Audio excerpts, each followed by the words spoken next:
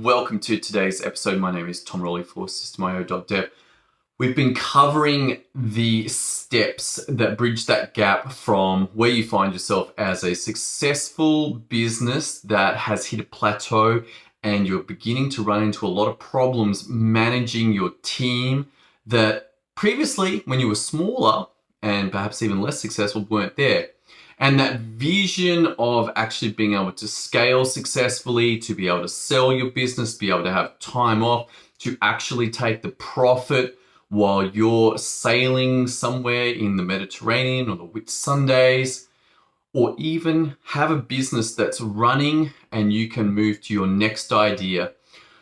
We have looked at a couple of ideas over the last 2 days, but today I want to look at the overwhelming difficulty that you might be facing when you're like, that's great, Tom, that you want me to build processes, or I get that managing processes better than people, but how on earth do I do it? It's pretty overwhelming. And you may well have even gone through this before and documented out a bunch of systems and you're like, hang on, this isn't working. Because all that time goes into creating it and then they never get used again. They just sit on the shelf and they're not used. But what I want you to realize is that when you use the process every time, and that when you do the work, you use them, at least to open them and review them. And particularly if you write them in a certain way where at a day one level where you've never done the process before, you've got all the detail, but for someone who's done it many times, they just need the big headings, then suddenly these processes become very beneficial. And what it opens up for is a couple of things. Well, when you're documenting standard operating procedures, you can begin with bare bone detail. Like, you do not have to document every single tiny little thing. You can just start with even the name of the process itself. And as you go through, the next time you use that system, you fill in a few of the big headings.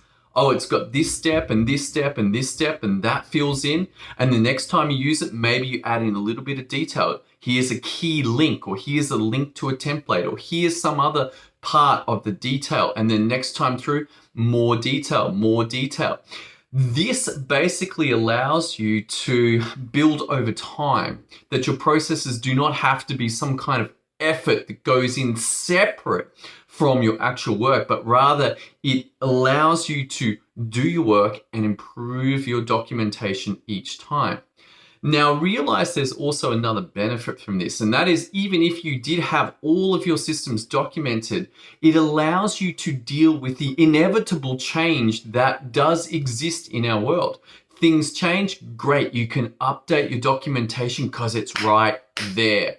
You use it every time. The instructions are right there. You use it, your team uses it, everybody is trained, and more than trained, it's just natural for the way that you set it up that the instructions get used. Think of it like that analogy of Lego, that Lego is very difficult when you don't have the instructions. Lego is very simple if you have the instructions near the Lego pieces, and you will end up with that completed Lego piece as long as you just keep working through.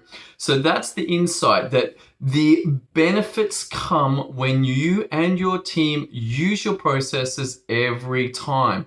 And this allows you to build them up and improve them so you're not overwhelmed and smashed by the amount of work, but rather it's a natural process that improves with time. And secondly, you can cope with change, that your processes stay up to date and deal with change because you use them every time.